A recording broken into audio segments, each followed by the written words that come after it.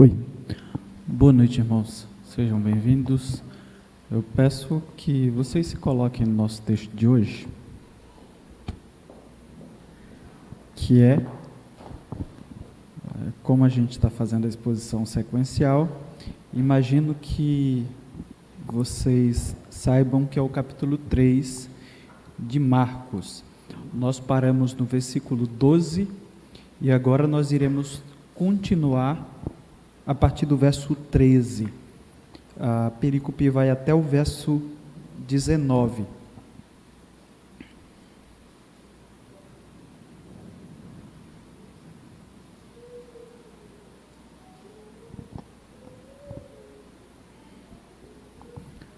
Marcos, capítulo 3, do verso 13 ao verso 19.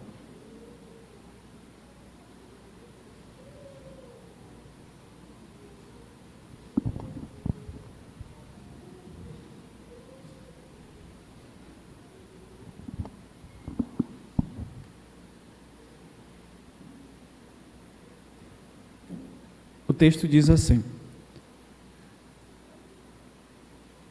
Jesus subiu ao monte e chamou a si aqueles que ele quis, os quais vieram para junto dele. Escolheu 12, designando-os como apóstolos para que estivessem com ele, os enviasse a pregar e tivessem autoridade para expulsar demônios. Estes são os 12 que ele escolheu: Simão, a quem deu o nome de Pedro, Tiago, filho de Zebedeu, e João, seu irmão, aos quais deu o nome de Boanerges, que significa filhos do trovão, André, Filipe, Bartolomeu, Mateus, Tomé, Tiago, filho de Alfeu, Tadeu, Simão o Zelote e Judas Iscariotes, que o traiu. Oremos. Senhor nosso Deus, a Tua palavra está aqui, mais uma vez escancarada diante de nós. Neste momento, nós queremos Te pedir que o Teu Santo Espírito atue de tal forma que possamos ser tocados por ela. Aqueles que já Te conhecem, que possam ser edificados. Aqueles que ainda não Te conhecem, que possam ser tocados de sorte ou de forma que sejam salvos. E aqueles que Te ouvirão esta noite, assim como em outros momentos de suas vidas, e continuarão com os corações empedernidos, continuarão com as suas vidas do mesmo jeito e nunca entregarão as suas vidas a Ti, na pessoa do Teu Filho, que esses ouçam a Tua palavra e sejam condenados por ela.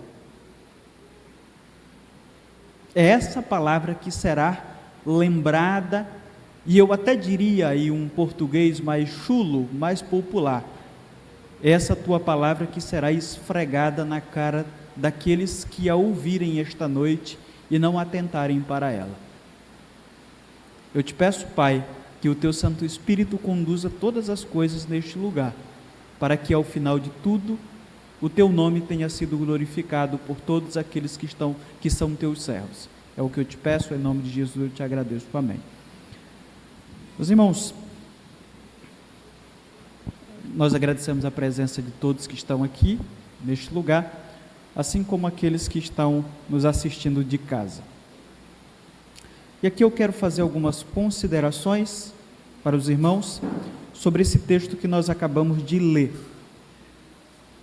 Eu acredito que são fundamentais para a nossa compreensão daquilo que inclusive nós já temos exposto. Semana passada, por exemplo, nós expomos o último embate, eu diria assim, entre Jesus e os líderes religiosos dos judeus, que iniciou no capítulo 2. Eu acredito que vocês devem estar lembrando aí que ao iniciarmos o capítulo 2, na exposição que fizemos do versículo 1 ao versículo 12, nós dissemos que a partir dali nós teríamos alguns embates entre Jesus e os líderes dos judeus, principalmente entre Jesus e a delegação judaica que foi enviada, representando o sinédrio, para ver o que aquele jovem pregador estava ensinando e também estava praticando. Marcos nos relatou que Jesus recebeu várias acusações, e a primeira delas foi a de ser um blasfemador. Foi isso que nós comentamos com vocês, é isso que está registrado quando Jesus fez um milagre diante da delegação judaica, dos religiosos judaicos que foram enviados a ele. A nossa última exposição, que foi a de semana passada, foi do verso 7 ao verso 12. Nós já pulamos agora do capítulo 2, onde iniciou esses embates, e chegamos ao versículo 7 do capítulo 3, que expomos. Então nós fizemos exposição do versículo 7 até o versículo 12, e salientamos que a religiosidade dos que detêm o controle da religião, foi isso que nós dissemos aos irmãos, não pode nos impedir de cumprirmos a nossa missão. Esse é um ponto fundamental.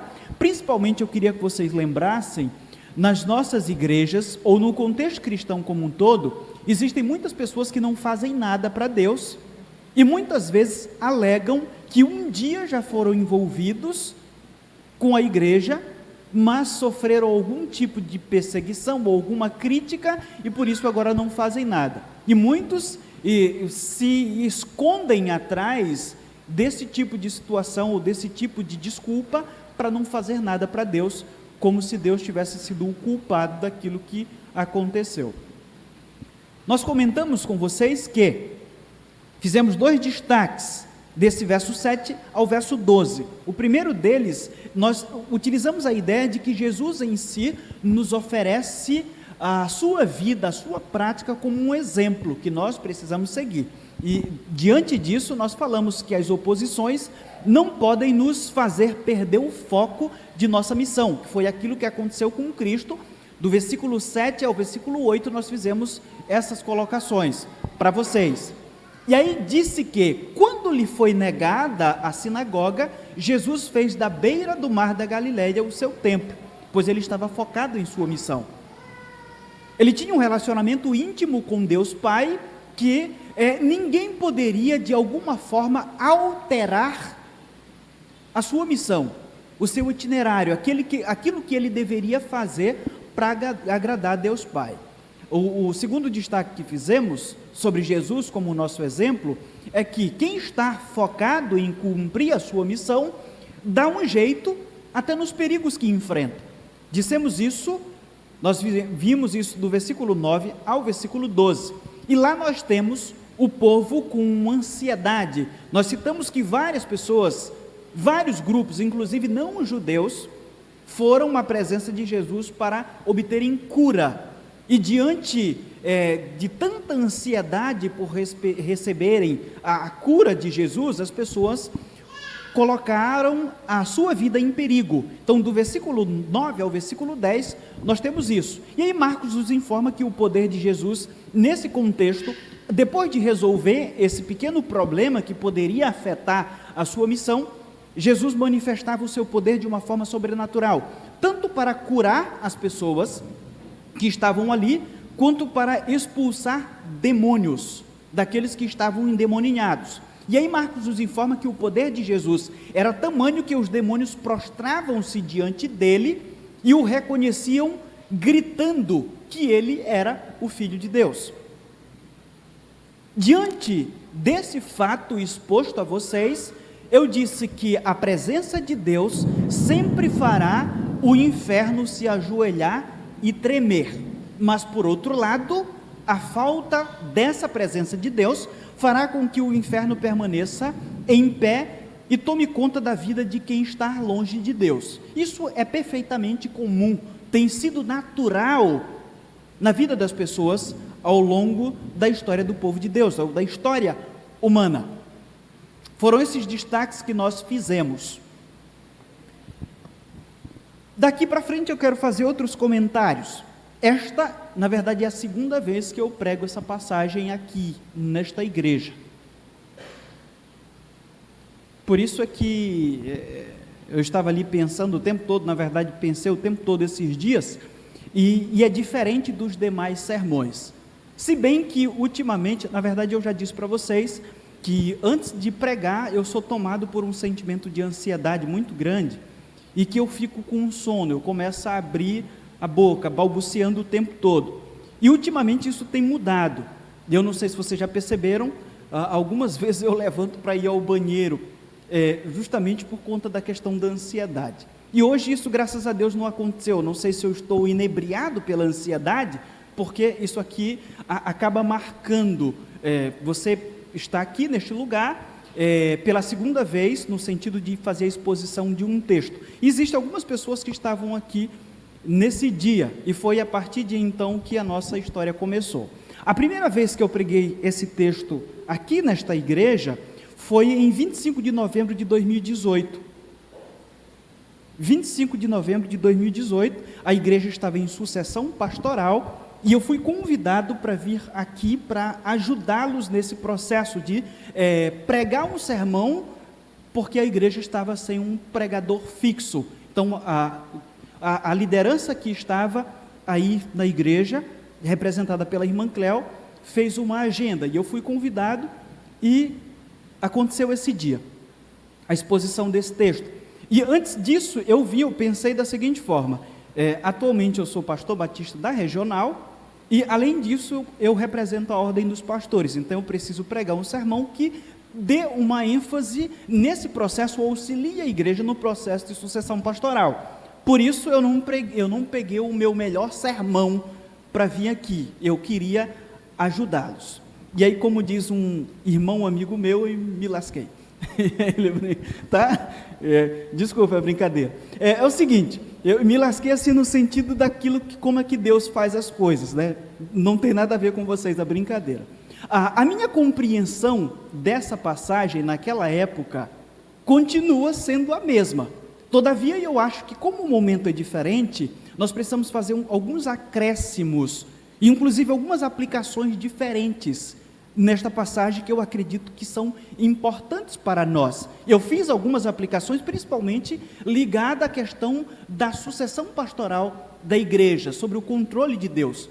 E aqui nós devemos fazer aplicações semelhantes, principalmente usando como base a ideia de que Deus ainda continua dominando todas as coisas, principalmente acerca da liderança do seu povo aqui na terra. Então, essa é uma verdade que é fundamental no texto e não pode mudar, tá bom? Para os que estavam aqui, eu lembro de alguns, eu acredito que alguns vão lembrar de alguma coisa, mas eu acho que hoje vai ser diferente, porque esse texto aqui foi pregado dentro, ou no miolo do texto aqui, ou digamos que do texto de Marcos, sem nós sabermos toda a história anterior. Agora nós já sabemos mais ou menos como é que Marcos tece o texto. Por que esse texto está aqui? Nós sabemos disso, porque já fizemos a exposição dos textos anteriores. Então, eu acho que isso em si vai clarear muito bem. Nós estamos falando aqui, nos contextos anteriores, principalmente a partir do capítulo 2, que Jesus acaba de travar discussões ou embates ferrenhos contra a liderança judaica. E aí, de repente, quando ele termina os embates, ele organiza a sua liderança. Conseguiram perceber que a gente estudando o contexto do texto, a coisa acaba fazendo um sentido muito mais profundo para nós. E aí eu penso que aqueles que estavam aqui naquele dia agora conseguem, parece que o negócio vai ser muito melhor para compreendermos, apesar da gente ter que repetir algumas coisas que falamos, principalmente a base do texto, a questão de palavras que aparecem, que nós não podemos mudar o seu significado. Quando nós expomos, mais um detalhe que quero colocar para vocês, quando expomos o capítulo 2, do versículo 18 ao versículo 22, nós vimos que Jesus disse que a religiosidade não tem remendo. Eu falei sobre isso para vocês. A ideia de Jesus é que é inútil construir sobre estruturas apodrecidas. Então, diante do exposto, diante disso, era de se esperar que Jesus desistisse da estrutura religiosa judaica que já existia, que estava rejeitando e escolhesse os seus próprios líderes. Era natural que isso acontecesse. É natural Marcos colocar o relato logo depois. É como se Jesus, ou como se Marcos estivesse dizendo, olha, a liderança que tinha era essa. Era uma estrutura podre, porque esses líderes todos estavam comprometidos apenas com os seus interesses pessoais, dirigidos por uma religiosidade que não tinha abertura para a piedade, mas principalmente para ver que Deus estava ali diante deles. E por isso ele escolhe outras pessoas. Ele rejeitou aqueles e fundou uma igreja com líderes que ele mesmo escolheu aqui na terra. Eu acho que para aqueles que estavam aqui naquela noite, só isso em si já seria suficiente para entendermos aquilo que está diante de nós, ou aquilo que foi dito lá no passado. Olhem só, nós mudamos apenas algumas questões sobre esse tema, o chamado para o ministério. E aqui nós temos o destaque que vamos fazer, que sempre fazemos quanto à questão de um texto bíblico, que resume aquilo que o texto está querendo dizer, que é Jesus quem escolhe os líderes de sua igreja. O texto está muito claro. O texto vai dizer que Jesus subiu ao monte e chamou para si aqueles que ele quis. É isso que o texto diz. Jesus subiu ao monte e chamou a si aqueles que ele quis. Primeiro destaque que fazemos aí é: Jesus escolhe conforme a sua própria vontade. Eu não sei se disse naquela época, e também não vou ficar repetindo sobre o que eu disse naquela época ou não disse, mas existe algo muito interessante dentro do contexto judaico, que era o seguinte: naquela época, eram os alunos que escolhiam os seus mestres. Por exemplo, quando João registra a seguinte frase que Jesus disse, ele disse que certo dia Jesus olhou para os discípulos e disse assim: não foram vocês que me escolheram, mas eu que escolhi a vós, para que depois vocês, indo, deem frutos. Eu já estou parafraseando o texto. Quando você olha para o contexto em si, aquilo que Jesus está falando dentro do seu contexto histórico, a ideia é: o menino judeu naquela época é que escolhia quem seria o seu rabino, o seu mestre. E quando Jesus diz, não foram vocês que me escolheram, mas eu que escolhi a vós, ele está dizendo, eu estou estabelecendo um padrão diferente. Aqui na minha igreja, aqui na igreja que eu estou fundando, não são as pessoas que chegam e dizem que vão me escolher como seu mestre. Sou eu que olho para elas e escolho. E aqui a gente lembra justamente esse fato, quando o texto diz assim: Jesus subiu ao monte e chamou a si aqueles que ele quis, aqueles que ele entendeu que deveria chamá-los. Então está muito claro. Eu queria mais uma vez chamar a atenção dos irmãos para aquilo que dizem os sinópticos acerca desse texto. Eu espero que todo mundo já saiba, quando eu me refiro aos sinópticos, do que se trata, para eu não ficar explicando toda vez. Essa é a última vez que eu vou falar. Sinópticos são Mateus, Marcos e Lucas, que são relatos, ou homens que descreveram relatos semelhantes acerca da vinda de Jesus, da estadia de Jesus aqui na terra. Então, geralmente, você vai ter um relato aqui de Marcos e vai ter um correlativo de Mateus e de Lucas. E é por isso que eu quero ver, porque esses relatos acabam dando luz para compreendermos aquilo que está exposto diante de nós. O que eu consegui perceber nos relatos é que há algumas diferenças não contraditórias nos relatos dos sinópticos que enriquecem o nosso conhecimento sobre a escolha dos 12. Por exemplo, o relato feito por Mateus está no capítulo 10. Inclusive, geralmente algumas Bíblias colocam aqui, por exemplo, no capítulo 2 de Marcos, se você tiver uma Bíblia que seja descrita dessa forma, ou escrita assim, organizada, você vai ter lá que Jesus é interrogado a partir do verso 18, acerca do jejum. O que você tem lá embaixo dessa frase? O texto diz que em Mateus diz isso, Mateus capítulo 9, do versículo 14 ao versículo 17, e Lucas 5, 33 ao 39, está o mesmo relato. Mas quando você vem para esse texto aqui, você vai perceber que os redatores da Bíblia, os organizadores, colocam apenas Lucas como tendo feito o mesmo relato. Eu não sei se na sua Bíblia está assim, mas na maioria está organizado dessa forma. Então, Lucas e Marcos foram os únicos que descreveram esse relato. Já Mateus não faz. Mas Mateus faz um relato que não é semelhante, é bem diferente, um diferente bom, um diferente que nos ajuda a compreendermos melhor, no seu capítulo 10. Ele afirma que Jesus os chamou os 12, e lhes deu autoridade, faltou aí, para expulsar espíritos imundos e curar todas as doenças e enfermidades. É isso que ele diz lá. Por que é diferente? Ele fala sobre isso e depois ele faz um relato muito extenso sobre vários detalhes dessa missão que Jesus tem para esses homens. É lá que, por exemplo, está aquela frase que foi para aquele filme, O Advogado do Diabo. Eu vos enviarei como ovelhas no meio de lobos. É lá que está esse texto. Então, não é um relato semelhante, já é uma missão dos 12, que Marcos coloca com vários detalhes sobre essa missão que esses homens teriam pela frente. Lucas relata que na noite que antecedeu, olhem só, na noite em que antecedeu a escolha dos 12, Jesus passou a noite orando.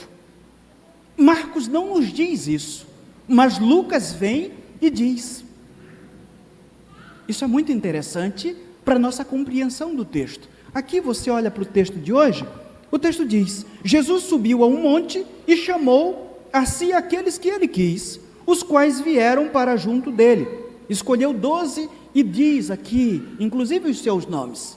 Já Lucas vem e diz que antes de fazer essa escolha, Jesus Cristo se retirou para um momento a sós com Deus e passou a noite em oração. O que nos transmite a ideia de que esse era um momento muito importante. E Jesus nos demonstra isso quando tomou a decisão de orar.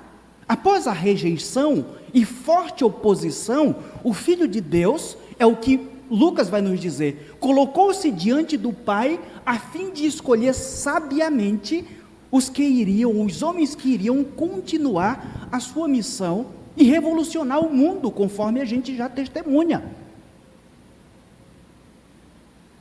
A escolha de líderes, nós precisamos entender, com base nesse relato que Lucas vai nos colocar, é um assunto muito sério. É um assunto muito sério. Apesar de todo o cuidado que o Filho de Deus teve, nós já sabemos, um de seus líderes o traiu.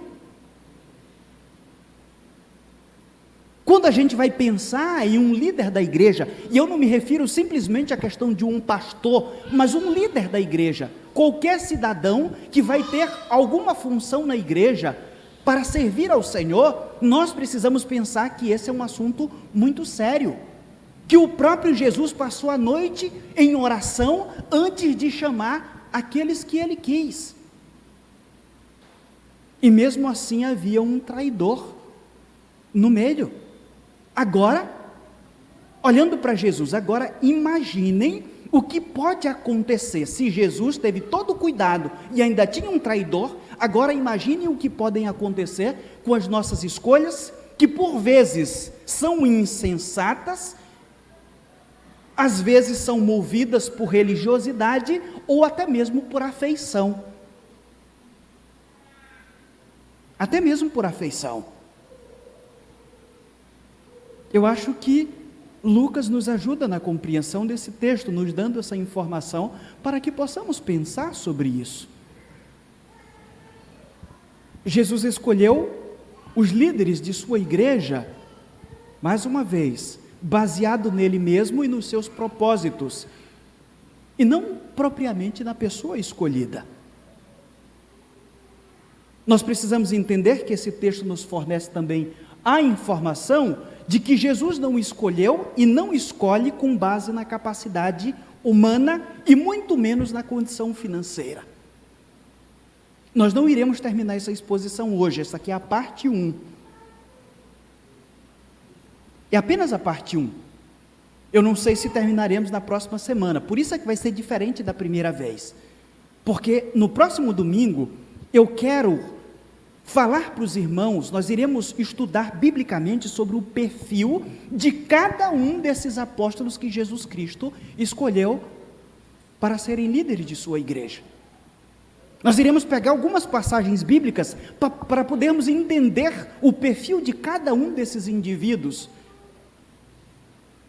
o cargo que eles exerciam naquela comunidade ou naquela sociedade, a forma como foi desenvolvido o seu ministério e inclusive a sua morte por causa da pessoa de Cristo. Quando nós olhamos aqui, nós percebemos que são pessoas simples e que, humanamente falando, não teriam muitas capacidades, com exceção, talvez, de João, que vocês vão saber depois, quando nós formos falar sobre João. Eu queria abranger um pouco mais, com alguns relatos que nós fizemos da primeira vez, mas fazer algumas observações diferentes. Quando nós olhamos para a Bíblia como um todo, a gente vai perceber que Deus escolheu várias pessoas ao longo da história para uma determinada obra. E aqui eu quero citar alguns personagens que eu citei anteriormente, mas com os detalhes diferentes. Por exemplo, Deus escolheu profetas com temperamentos diferentes para momentos diferentes. E aí aqui, o primeiro que eu cito é o carequinha, Eliseu. Quando você atenta para a leitura bíblica, para a história desse homem, que é uma história fantástica, Eliseu viveu em um momento muito difícil, que foi justamente um período de rebelião do reino do norte. Ele foi escolhido para suceder o profeta Elias. E ele parecia assim meio bravo. Primeiro, quando ele foi escolhido, ele era rico. A Bíblia vai dizer que ele estava arando com várias juntas de bois. O que dá a entender pela questão do texto em si, contextual, é que ele era o dono, ele comandava tudo ali, naquela propriedade. Mas de repente ele foi chamado. E ele decidiu, através do seu chamado, romper totalmente com a sua vida anterior, por mais que ele tivesse condições financeiras. E eu digo que ele é bravo, principalmente, e falei que ele é careca, porque ele vai chegando em um momento, em uma cidade, e de repente algumas crianças olham para ele e começam a fazer graça com a sua calvície. E a Bíblia diz que ele olha para aquelas crianças, amaldiçoa, e vem uma ursa e come aquelas crianças. Quando você lê esse texto e você não sabe de contexto, você vai dizer, esse cara era muito bravo, e como é que pode um homem desse ser um homem de Deus? Na verdade, o período era de rebelião completa no reino do norte. A família de Acabe, juntamente com Jezabel, estavam destroçando a vida espiritual do povo. Era um momento de muita rebelião, e aquelas crianças estavam principalmente fazendo graça com... Eles sabiam que ele era o profeta do Senhor, e eles estavam fazendo graça, e a ideia do texto, a ideia do contexto, é que eles estavam não apenas fazendo graça com a sua careca, mas pelo fato também dele ser um servo de Deus, porque naquela época, os altares a Baal estavam todos misturados, e os seus pais conheciam que aquele era um profeta do Senhor. Eu já cheguei a ver teólogos que dizem que provavelmente os seus próprios pais os incentivaram para que essas crianças fizessem aquilo contra o profeta do Senhor. E ele vai lá e faz isso. Para esse momento, precisava de um cabra muito macho, para dizer na barba dos descendentes de Acabe, inclusive do próprio Acabe, que eles estavam em pecado. Mas para um momento totalmente diferente, que é o momento do período do exílio, Deus escolheu o profeta Jeremias. Se você for ler Jeremias, você vai perceber que Jeremias é um homem melancólico.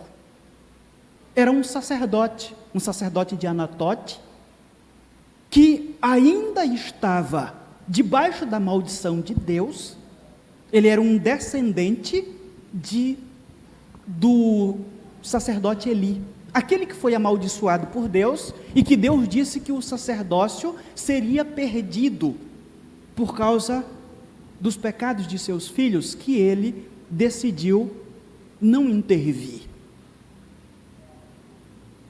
Ele morre, os seus filhos morreram. No período de Saul matou vários descendentes de Eli, mas ainda fica um sacerdote servindo a casa de Davi como descendente de Eli. Mas, no período em que Salomão assumiu, Salomão expulsou esse último sacerdote que serviu como sacerdote lá em Jerusalém. E a Bíblia vai dizer que isso aconteceu para que se cumprisse a palavra de Deus contra a casa de Eli. E Jeremias era descendente de Eli. E eu sempre, quando falo sobre Jeremias, a Bíblia fala, a maldição contra a casa de Eli era muito grande, eles perderiam o sacerdócio, eles morreriam, eles seriam assassinados. E foi justamente isso que aconteceu com o profeta Jeremias.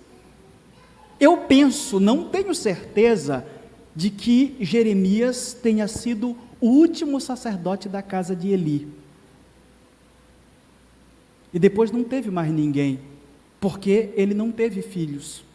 Inclusive o próprio Deus disse que não era para ele casar, porque ele estaria pregando em um momento totalmente difícil. Ele escreve nos seus relatos coisas totalmente melancólicas, inclusive ele representa em alguns relatos o próprio Deus lamentando pelos pecados do seu povo.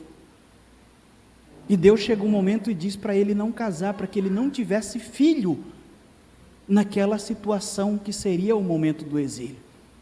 O exílio acontece, ele sofreu muito, depois ele foi arrastado para o Egito, e segundo a tradição judaica, ele foi assassinado lá, porque continuou testemunhando contra aqueles que ficaram na terra, e depois foram contra a vontade de Deus para o Egito, que depois foi destruído por Nabucodonosor, o rei, o faraó da época. Então nós temos um profeta forte e corajoso, para denunciar a rebelião do reino do norte. Já num período do exílio, nós temos um profeta melancólico, que prega contra o povo, que sofre, e aí você vai ler inclusive Lamentações, e vai ver isso muito claro lá. Quando Deus quis demonstrar que o seu amor e misericórdia não estavam limitados a um país, vocacionou quem? Um profeta impiedoso, um profeta que achava que Deus não deveria salvar quem não fizesse parte de sua nação, que era a nação de Israel, o reino do norte. Jonas é de lá, que foi o que nós fizemos a exposição, comentamos sobre isso na exposição que fizemos sobre Jonas. Jonas acreditava que não, que por mais que o reino do norte, que na época era governado por Jeroboão II, estivesse totalmente rebelde contra Deus, aqueles que estavam fora ainda eram piores, e não mereciam ser salvos, e Deus chama justamente esse profeta. Deus poderia ter trabalhado e escolhido um profeta transcultural, aquele que ama os pagãos, ama as almas perdidas, mas não, ele chamou esse cara, totalmente impiedoso. Ele chama do jeito que ele quer, e acabou a história. Quando nós olhamos para o início do texto, o texto diz que Jesus chamou aqueles que ele quis. Ele chama aqueles que ele quis, de acordo com a sua própria vontade, e pronto. Para denunciar o culto pomposo oferecido no altar em Betel, chamou o boiadeiro Amós. Se você for ler o livro de Amós, inclusive eu sugiro que você leia, o livro de Amós é um livro que eu já pensei em expor aqui, porque ele expõe tudo aquilo que nós apresentamos hoje como culto diante de Deus. O livro de Amós é um livro onde ele faz diretamente, ataques diretos a um período de prosperidade do Reino do Norte, e como as pessoas viviam em prosperidade, o culto que era oferecido no altar idólatra de Betel era totalmente pomposo. As pessoas tinham uma boa música, inclusive o profeta Amós vai dizer que Deus se enoja com as melodias das liras daqueles homens que estavam falsamente dizendo que estavam apresentando a Deus. Deus poderia ter escolhido um cara fino para denunciar o culto, mas ele escolheu um boiadeiro, um peão chucro. Ele disse: é esse que eu quero e é esse que vai lá. Se é para denunciar música boa, se é para denunciar um culto totalmente organizado, a ideia seria chamar alguém que entendesse profundamente disso. Mas não. Está lá no texto. Depois você vai ler o texto e vai perceber aquilo que eu estou dizendo para vocês. Meus irmãos, a história está tomada por vultos, todos eles convocados por Deus para servi-lo, servindo o seu povo. E eu já disse para vocês aqui no ano passado que servir a Deus é servir pessoas. Deus, durante toda a história, levantou homens para o momento certo, a qual eu chamo de vultos, para que pudessem servi-los, porque Ele quis que fosse assim. Ele quis que fosse assim. Eu posso afirmar com toda certeza que todos eles foram escolhidos por Deus, porque Ele os quis para tal posição. E aqui eu quero lembrar, é certo que não existe mais apóstolos, conforme o próprio texto de Atos, que eu quero repetir aqui para vocês, já citei acho que esse texto no ano passado, Atos capítulo 1, versículo 21 e versículo 22, Pedro afirma assim: é necessário, pois, que dos homens que nos acompanharam todo o tempo que o Senhor Jesus andou entre nós, começando do batismo de João até o dia em que dentre nós foi levado às alturas, um destes se torne testemunha conosco de sua ressurreição. Então, esse aqui é um dos textos fundamentais para dizer que um apóstolo é uma pessoa que começou acompanhando Jesus desde o seu batismo. Ele viu Jesus sendo batizado, ele viu Jesus Cristo sendo crucificado, ou pelo menos correu quando isso estava acontecendo. O único que ficou foi João e as mulheres, e viu Jesus Cristo ressurreto. Não tem, mas Deus continua vocacionando líderes para a sua igreja. Entendemos que é dessa forma. A tarefa da igreja é só identificar aqueles que o Senhor escolheu para liderar o seu povo. O segundo destaque que eu quero fazer aqui é esse: é Jesus quem prepara os líderes que Ele chama.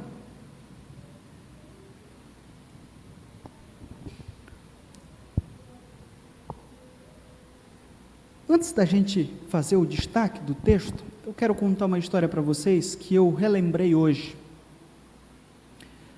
Matthew Wilkes, um homem, servo do Senhor, que viveu séculos atrás.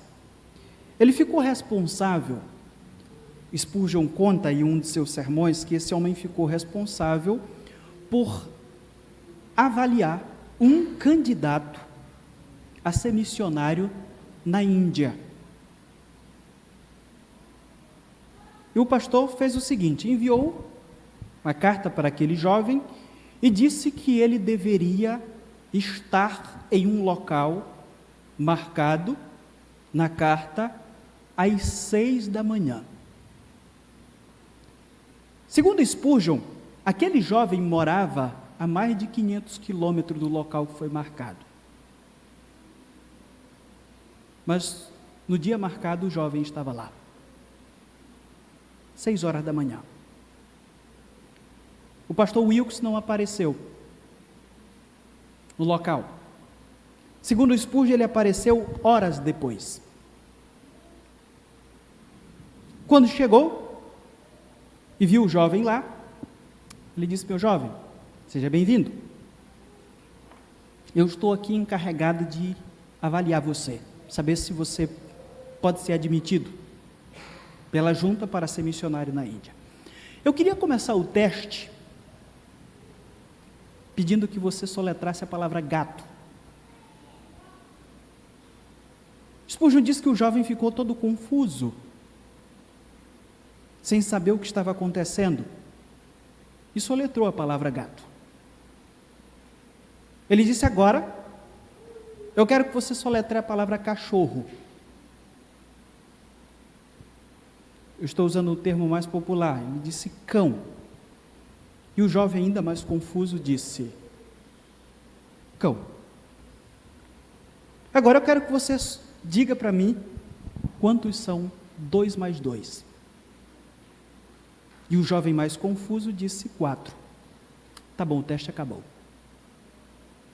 Na sua recomendação, o senhor Wilkes disse que recomendava aquele jovem, porque nenhum ser humano comum iria permanecer tão sereno quanto ele permaneceu em sua presença, respondendo perguntas tão tolas. E mesmo assim, não sair de sua postura como um cristão. E aquele jovem foi admitido e foi ser missionário. Por quê? Por causa disso. É Jesus quem prepara os líderes de sua igreja. Ele que faz isso. Às vezes, nós nos intrometemos, nós temos seminários,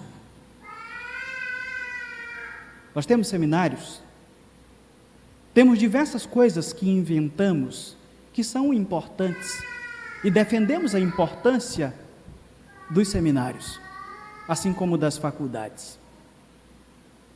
Mas precisamos entender uma coisa: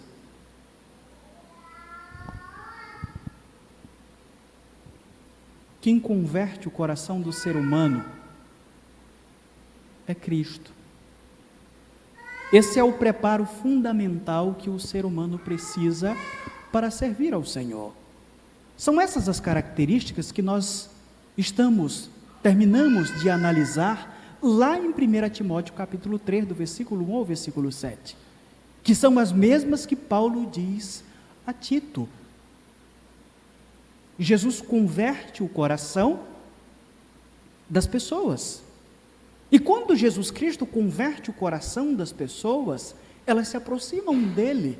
Aqui no texto, o texto vai dizer que ele chamou para que estivessem com ele. É impossível ser um líder genuíno da igreja de Cristo se o cidadão não estiver perto de Cristo, não andar com Cristo, tanto em oração quanto através da leitura da sua palavra. No mesmo sermão que Spurgeon conta a história do senhor Wilkes, ele cita várias outras histórias. Ele criou um colégio de pastores, e ele diz que por várias vezes ele rejeitou pessoas que eram candidatas, ou se colocavam como candidatas a estudarem em sua escola, que era uma das mais famosas de Londres no século XIX. E alguns ele rejeitou pelo simples fato dessas pessoas não terem firmeza doutrinária. E ele diz que um jovem que não tem firmeza doutrinária não deveria procurar o ministério. Na verdade, ele deveria procurar era a escola bíblica dominical.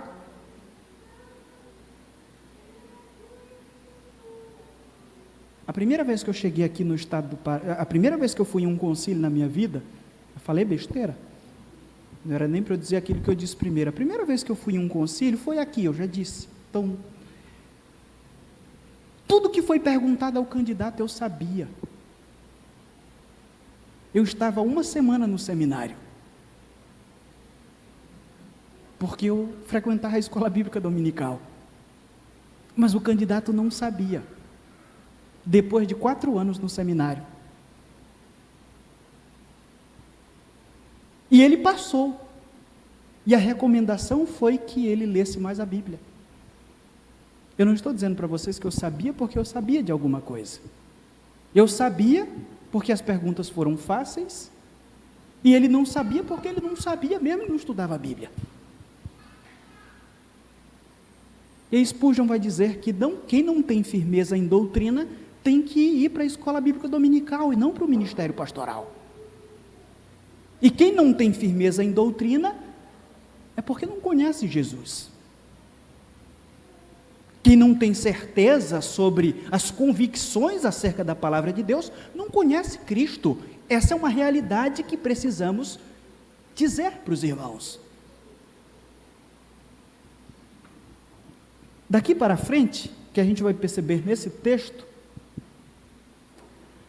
a partir do instante que esses homens são oficializados como apóstolos, os 12 estreitam ou estreitaram laços com Jesus.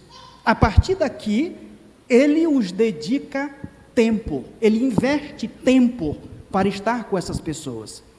Em alguns momentos, notamos que eles não entendem algumas exposições que Jesus faz quando estão no ambiente público. Jesus diz e eles não entendem, mas aí de noite eles chegam e dizem: Senhor, aquilo que o Senhor falou daquela forma, o que isso significa? Capítulo 4, parábola do semeador, está registrado lá que Jesus Cristo ensinou para o público a parábola do semeador, e eles não entenderam e perguntaram, e Jesus explicou para eles. Tirar dúvida com o professor faz parte do processo de aprendizado. E é isso que a gente percebe a partir de agora. Para que estivessem com ele, além de vários milagres que eles testemunharam, que foram feitos a todos, só os 12 presenciaram alguns outros milagres. Por exemplo, capítulo 4, do versículo 35 ao versículo 41, Jesus acalma a tempestade. Quem é que estava lá? Os 12. Milagre da natureza. Jesus Cristo não apenas curou pessoas, ele olhou para a natureza e disse: cala a boca, quem manda aqui sou eu. E aqueles que estavam sendo preparados para anunciar que Deus veio a este mundo e morreu pelos pecados da humanidade, precisavam ver isso,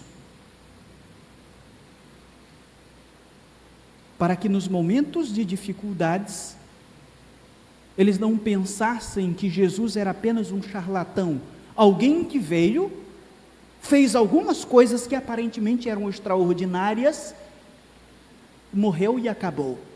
Aquele que veio ao mundo, olhou para o mar da Galileia e disse: cala a boca. E ele calou a boca como se fosse um cachorrinho.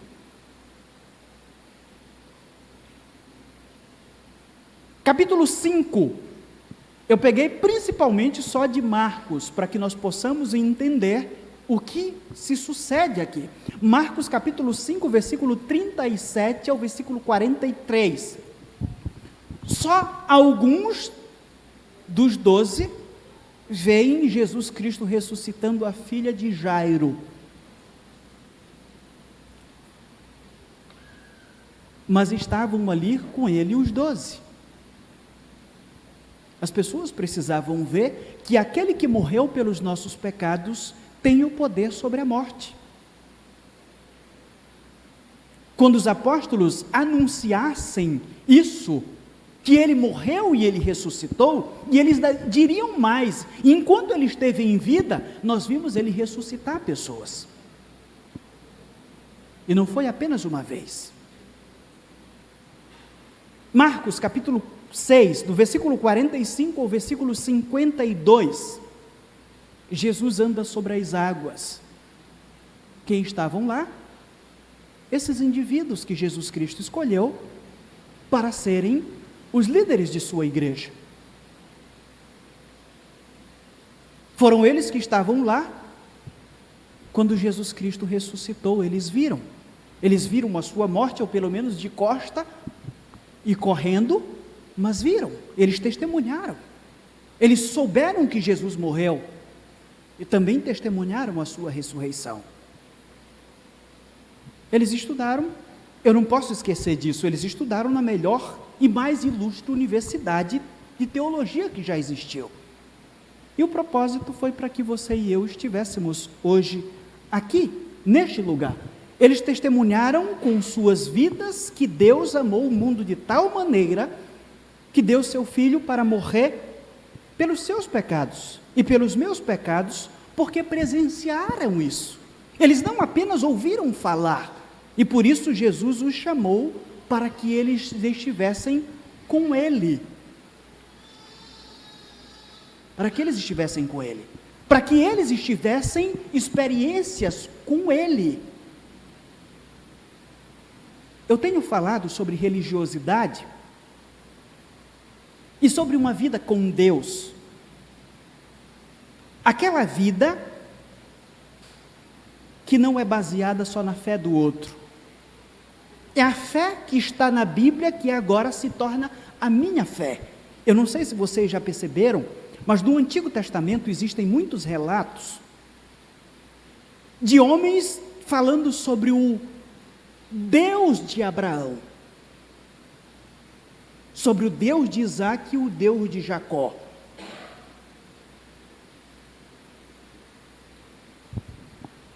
Mas existem homens que, quando se referem a Deus como o meu Deus.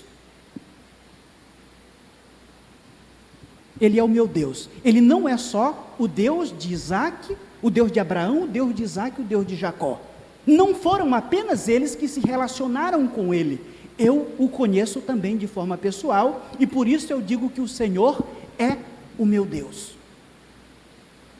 Existem muitos de nós que olhamos para Deus como se Deus fosse o Deus apenas dos nossos antepassados, ou aqueles da Bíblia.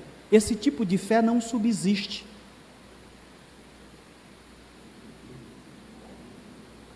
Eu fiquei pensando, depois que eu falei sobre algo com vocês, pensando, por exemplo, nas minhas filhas, principalmente na maior.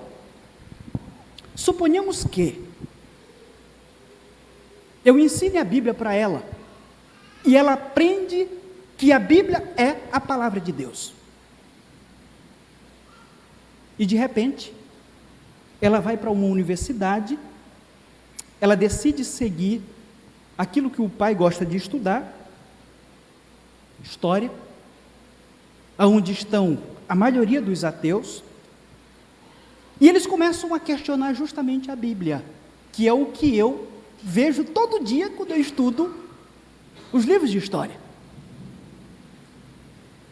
E eles começam a tentar desmontar, inclusive até mesmo com a falsa ciência, dizendo que a Bíblia não é a palavra de Deus, ou que Deus não existe, que o Deus que a Bíblia diz que existe, não existe. Aí o que acontece? Se essa pessoa não conhecer a Deus, ela vai ficar com a razão, porque algumas questões da Bíblia, a razão não consegue explicar.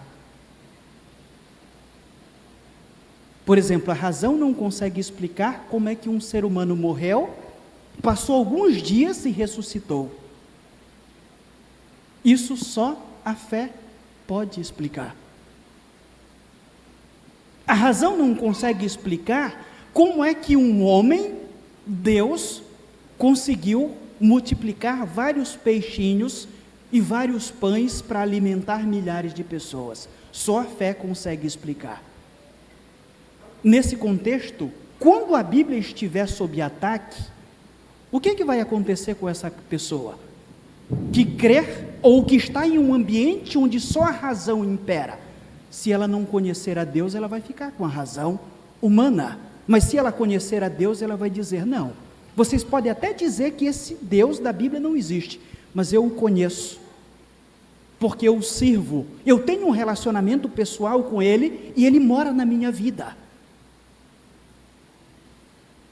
Nós somos batistas, mas muitas vezes o que acontece é que nós tentamos racionalizar a coisa num sentido tão antibíblico, para não parecermos com pentecostais, que nós esquecemos de que uma fé genuína também parte de um encontro genuíno por meio da experiência com o Deus da Bíblia. Esses homens foram responsáveis por testemunhar de coisas que o mundo não acreditava. É improvável que um homem morra e ressuscite, e principalmente alguém que foi crucificado, que foi morto, e morto, não tinha como o cara sair vivo da cruz, não tinha, simplesmente não tinha. E aí esses caras vão dizer: não, ele morreu, e morreu na cruz. E aí, as pessoas: pois, morreu na cruz? Como é que morreu na cruz? Morreu, e ressuscitou, mas como é? Ressuscitou, mas ninguém consegue sobreviver à cruz. E eles iriam dizer: pois é, eu o vi sendo crucificado, inclusive eu até corri para não ser também, e depois eu vi ele.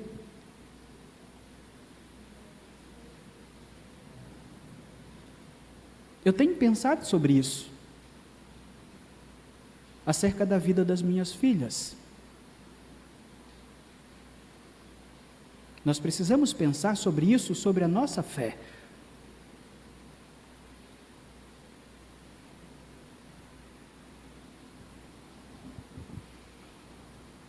Meus irmãos, quando Deus quer condenar indivíduos, lhes envia profetas mentirosos. Porém, quando Deus quer salvar, escolhe, prepara e envia os seus profetas com a sua mensagem. Quando Deus queria matar Acabe, Deus permitiu que um espírito enganador colocasse mentira na boca dos seus profetas. É isso que Micaías diz. Deus questionou.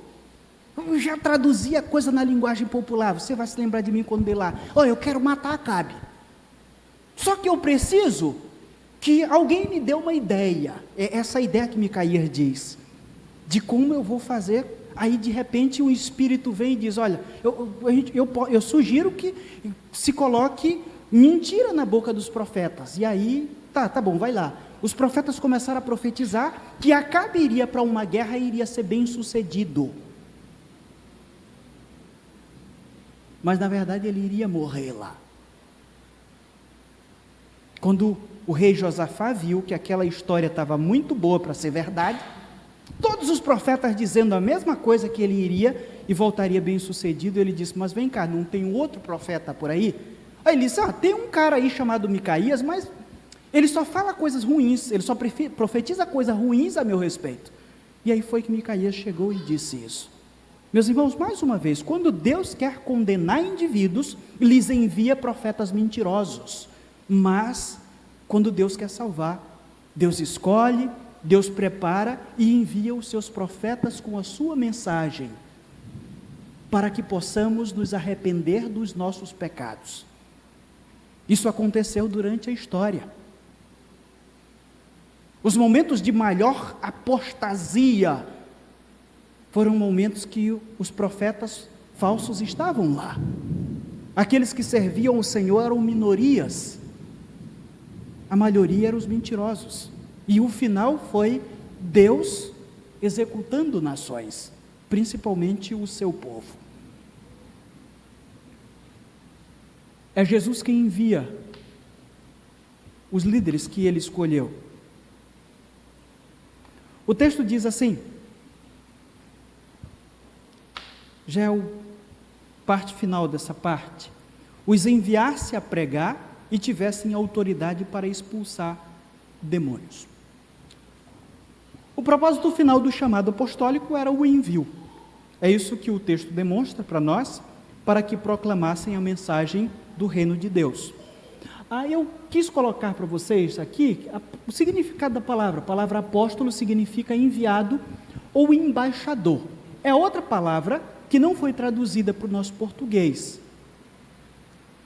A forma como nós a pronunciamos é muito próxima da questão do grego. Até mesmo a palavra batismo também, que é outra palavra que literalmente significa mergulho ou imersão, mas a gente preferiu ficar com a pronúncia próxima aí do grego. Então significa isso. E aqui no texto, enviar aparece como verbo, que significa aí enviar para longe. E a ideia em que essa palavra estava inserida era essa: o emissário tinha ou tem plenos poderes e é o representante pessoal de quem o enviou nessa missão. Tá? E quando se trata, por exemplo, a gente olha para Mateus capítulo 10, versículo 7, quando se trata de uma delegação para um propósito especial ou específico, muitas vezes se ressalta a própria causa do envio. Então, o texto de Mateus capítulo 10, versículo 7 vai falar a causa desse envio, que é o reino de Deus está próximo. É isso que está lá no texto. O verbo grego proclamar, conforme aparece no texto, quer dizer também anunciar, tornar conhecido em alta voz. Era isso que esses homens iriam dizer. Aí nós queremos pegar um exemplo, por exemplo, Homero, que era o pai da gramática grega, ou pelo menos considerado, emprega esse termo anunciar desses homens que foram escolhidos por Jesus, que é o termo querix. Talvez você conheça a palavra querigma, que tem a ver com isso. Ele se referia, naquilo que ele escreve, a os acompanhantes de um príncipe. Eles eram descritos como querix. Eram homens que cumpriam deveres à altura do papel dos oficiais superiores da corte. Então eles eram descritos através desse substantivo querix, cuja tarefa é cuidar do bem-estar pessoal do príncipe e de seus hóspedes. Nós utilizamos essa mesma ideia porque entendemos que os autores do Novo Testamento conheciam o significado, a igreja está inserida dentro de um contexto grego, e quando se falava sobre isso, eles iriam claramente entender essa ideia, e é dentro desse contexto que nós precisamos entender também. E esse homem, que era descrito dessa forma, ou como arauto, esse arauto tinha um bastão, que era um tipo de cetro, que vocês já devem ter visto em algum filme por aí, principalmente da Disney. Ele levava esse cetro na mão, e que tornava evidente para todos que ali estavam que o príncipe o tinha enviado para informar ou convidar alguém. Era o símbolo de autoridade desse príncipe, que seria o cetro. Quando nós olhamos para o texto, a gente vai perceber que os apóstolos do Senhor receberam esse cetro de uma forma não literal, mas está inclusa aqui de uma forma muito clara nesse texto, o que quer dizer que eles foram, servindo ao Senhor nessa missão, e a ideia desse cetro é justamente os sinais, as maravilhas e os milagres que eram realizados por meio deles. Então, enquanto os indivíduos comuns, que eram representantes oficiais, membros de uma corte, levavam um cetro, e Jesus Cristo diz: eu vou enviar vocês, e irei dar para vocês um sinal de autoridade. Vocês farão sinais e maravilhas em meu nome, para dizer que eu estou aqui com vocês. Vocês não vão apenas falar que o Filho de Deus veio a este mundo, vocês receberão a própria autoridade do Filho de Deus. Meus irmãos, os líderes que Deus escolhe, prepara e envia, são os seus representantes legais. É o que nós precisamos entender desse texto, porque foram escolhidos por Deus para continuar o ministério que primeiramente foi entregue aos apóstolos.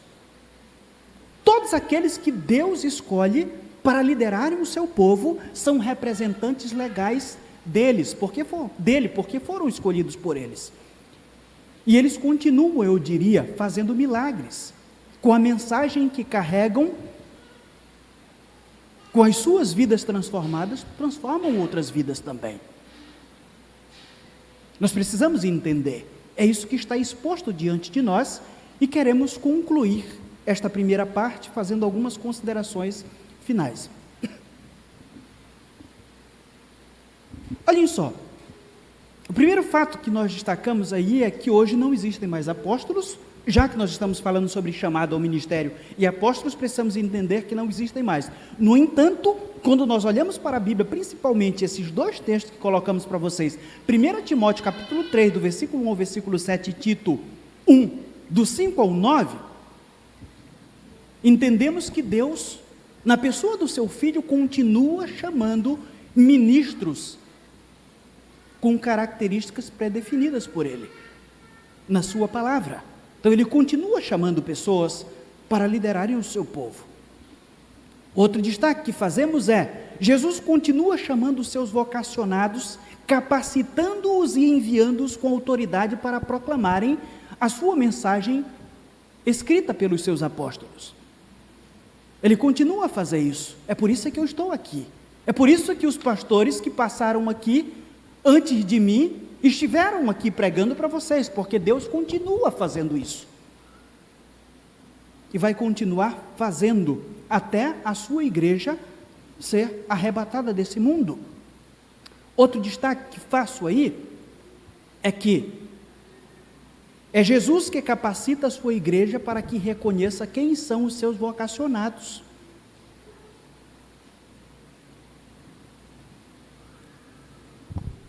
Permitam-me um comentário.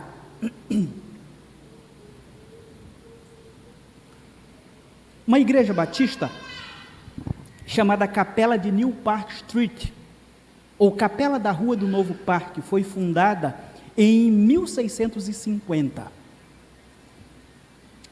Essa igreja foi pastoreada por figuras ilustres, como por exemplo John Gill. John Gill foi um dos maiores teólogos do século XVIII. Ela foi pastoreada por um cara chamado John Ripon. Esse, para mim, é um dos pastores que é um dos maiores símbolos de humildade. Ele foi um exímio escritor de hinos, ele pastoreou essa igreja. Quando a igreja o escolheu como pastor, uma parte não o aceitou, embora ela tivesse escolhido, como nós batistas fazemos, por meio de votação. E o que foi que ele fez? Aqueles irmãos disseram, nós não queremos você como pastor, e nós iremos fundar outra igreja. Ele disse, pois é, façam. E a história diz que ele ajudou os irmãos a construir outro templo, abençoou os irmãos, e por um tempo ajudou com o sustento do pastor que eles escolheram. John Ripon.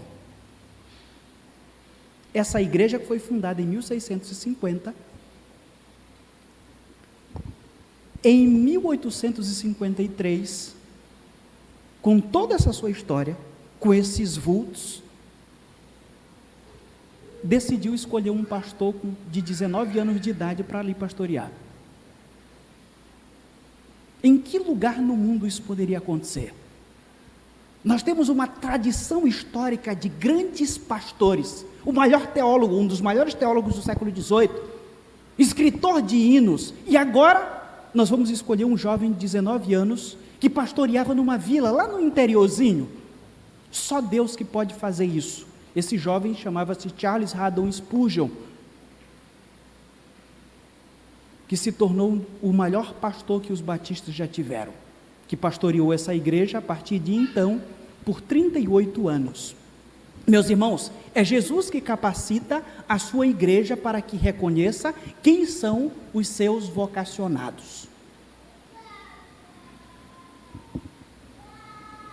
A igreja não escolhe os líderes do povo de Deus, ela apenas identifica quem Jesus escolheu, preparou e enviou.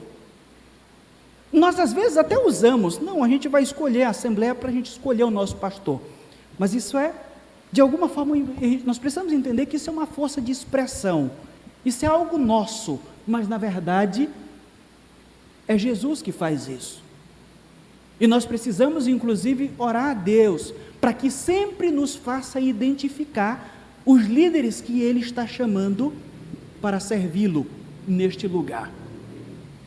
Eu acho que eu não coloquei sim, está aqui. E por último, os líderes que Jesus chama para cuidar do seu povo, é uma prova do seu amor. Quem ama, cuida. Se Jesus não amasse todos nós, Ele não teria escolhido 12 apóstolos. Ele não teria escolhido pessoas para cuidar do seu povo.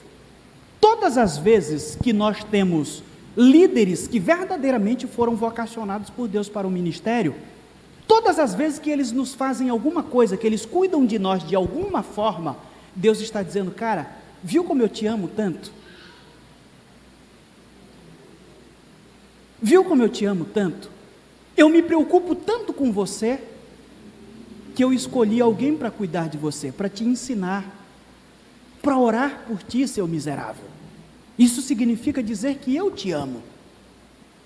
E nós podemos, a cada dia, ter certeza disso. Todas as vezes que nós pensarmos nesse assunto, nós precisamos lembrar que essa é uma prova total e cabal de que de fato o Senhor nos ama.